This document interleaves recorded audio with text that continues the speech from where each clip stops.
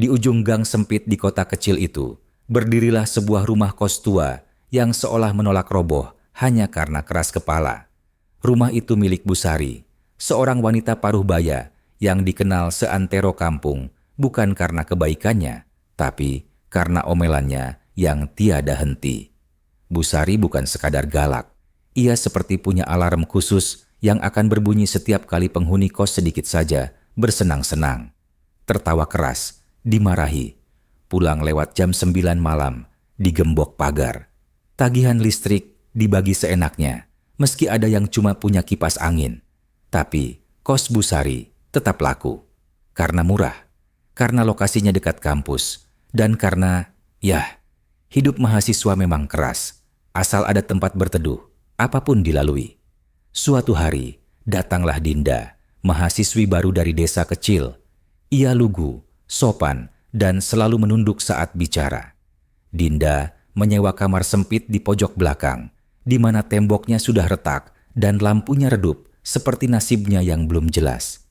Awalnya, Busari bersikap biasa, tapi lama-lama sifat aslinya muncul.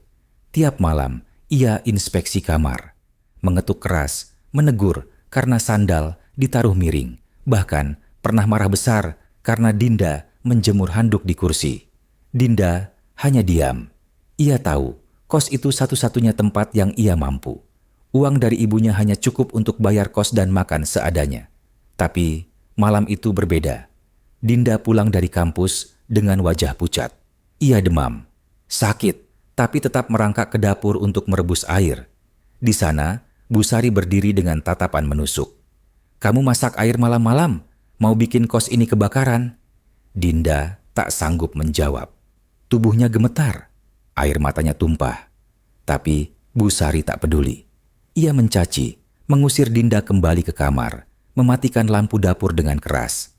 Malam itu, Dinda menggigil dalam gelap. Sendiri. Keesokan paginya, Dinda tak keluar dari kamar. Para penghuni lain mulai khawatir. Tapi Busari hanya berkata, "Anak itu manja. Pasti cuma pura-pura sakit." 3 hari kemudian, Dinda ditemukan pingsan. Dilarikan ke rumah sakit. Ia kena demam, berdarah parah. Kata dokter, telat ditangani sedikit saja, nyawanya bisa melayang. Kabar itu cepat menyebar. Para anak kos geram, tapi tak ada yang berani melawan. Mereka takut diusir.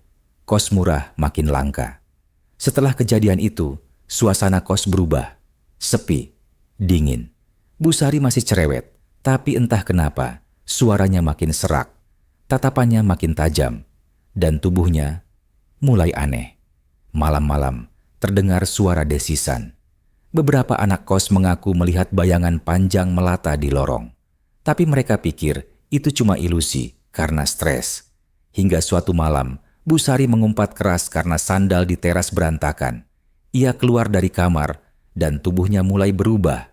Tangannya menghitam, lidahnya menjulur bercabang. Kulitnya bersisik, teriakan menggema. Anak-anak kos lari tunggang langgang. Dari belakang, mereka melihat tubuh Busari menjelma menjadi ular besar, hitam legam, matanya merah, dan lidahnya menjilat udara. Kos itu ditinggalkan, kosong, tertutup. Tak ada yang berani mendekat. Beberapa tahun berlalu, rumah kos itu jadi bangunan terbengkalai. Orang bilang, siapapun yang masuk ke sana akan melihat ular besar melingkar di pojok kamar belakang. Tapi ada yang bilang, itu bukan sekadar ular. Itu adalah kutukan. Karma dari perlakuan buruk. Karma dari mulut yang penuh makian. Dari hati yang tertutup kasih. Suatu sore, seorang pria tua datang. Ia berhenti di depan rumah itu, menatap dalam diam. Wajahnya keriput, matanya sayu.